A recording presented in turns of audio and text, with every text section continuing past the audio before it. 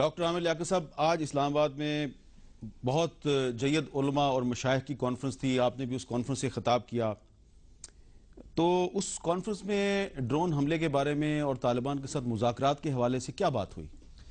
جی بہت کھل کر وہاں پر علماء کرام نے اور مشائخ نے اور کالم نگار وہاں پر تمام بڑے قومی اخبارات کے موجود تھے، اپنے موقف کا اظہار کیا اور سب یہی کہہ رہے تھے کہ اتمام حجت بہت ضروری ہے، مذاکرات ہونے چاہیے، مذاکرات کے عمل کو کسی بھی طرح رکنا نہیں چاہیے. اور یہ جو ڈرون اٹیک ہوا ہے اس پر سب ایک آواز تھے اور سب نے یہی کہا کہ یہ ایک طریقے سے مذاکرات کو قتل کیا گیا ہے، مذاکرات کا خون کر دیا گیا ہے.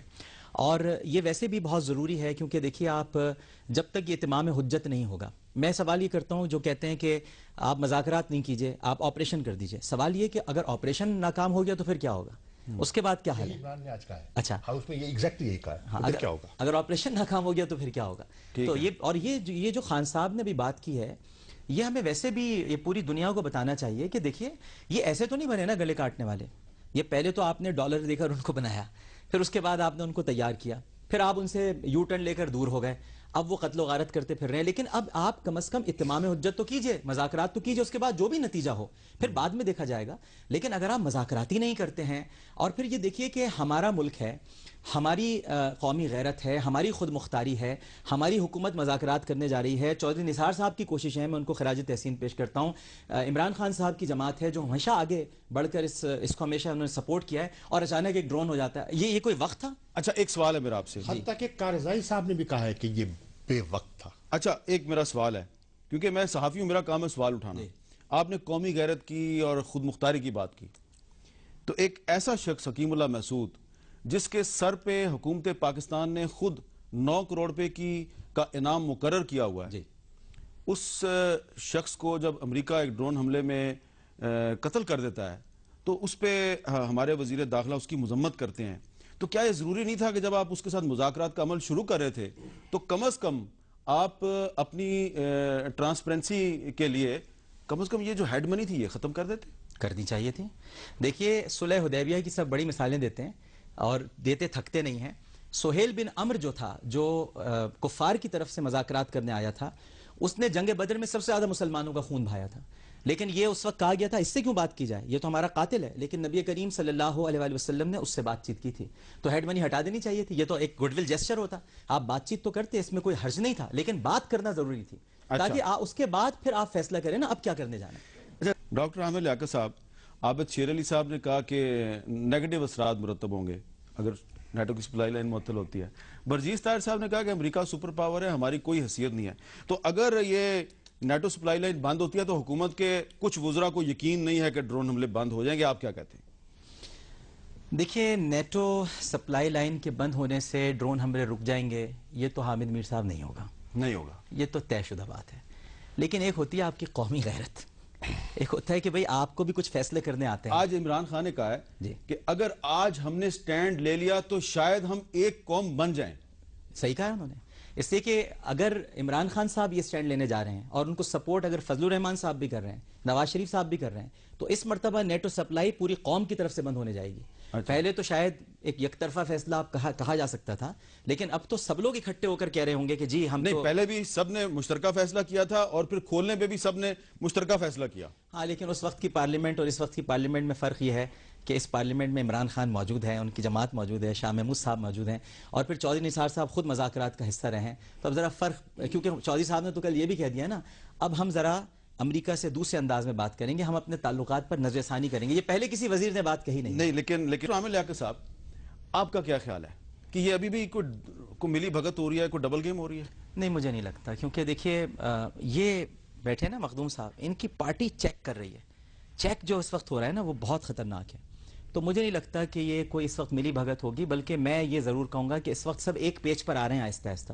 اور آج میں نے تو نہیں سنی تقاریر، لیکن جو آپ کے ذریعے سے مجھ تک پہنچی اطلاعات کے کافی حد تک تقاریر میں مماثلت پائی جاتی تھی اور کوئی ایسی بدمزگی بھی وہاں دیکھنے میں نہیں آئی ہے. اچھا تو یہ ایک بڑی اچھی بات ہے. ڈاکٹر صاحب ایک سوال اگر میں آپ سے کر لوں، برا تو نہیں بنائیں گے؟ نہیں.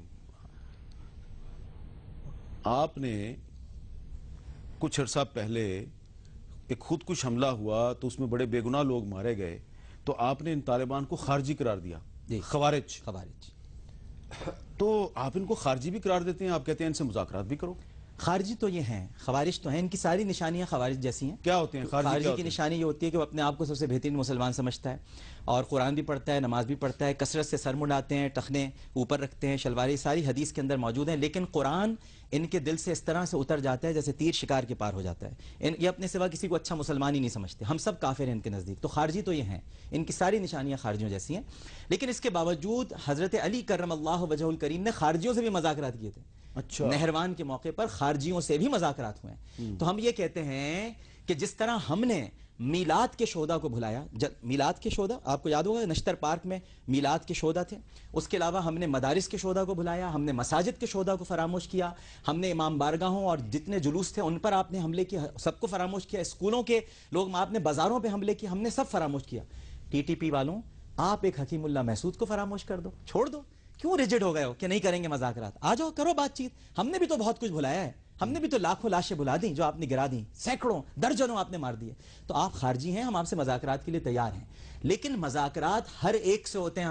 میر صاحب اب آپ نے کہہ دیا کہ تم خارجی ہو, خارجی تو ہیں, لیکن ہم پھر بھی تم سے مذاکرات کرنا چاہتے ہیں. ہو سکتا ہے کہ کل آپ کے خلاف کفر کا فتویٰ لگا دیں. نہیں وہ تو خیر لگاتے رہے, ان کے لگایا, ہمارے آپ پر بھی کیا ہے. وہ جو ہم نے اس بچی کے مسئلے پر ایشو اٹھایا تھا تو آپ پر بھی تھا, مجھ پر بھی تھا. لیکن ایشو یہ ہے حامد میر صاحب کہ خارجی ہوں یا طالبان ہوں, آپ کوئی بھی ان کو نام دے دیجئے, ان سے مذاکرات ہر حال میں پہلے کرنے ہوں گے.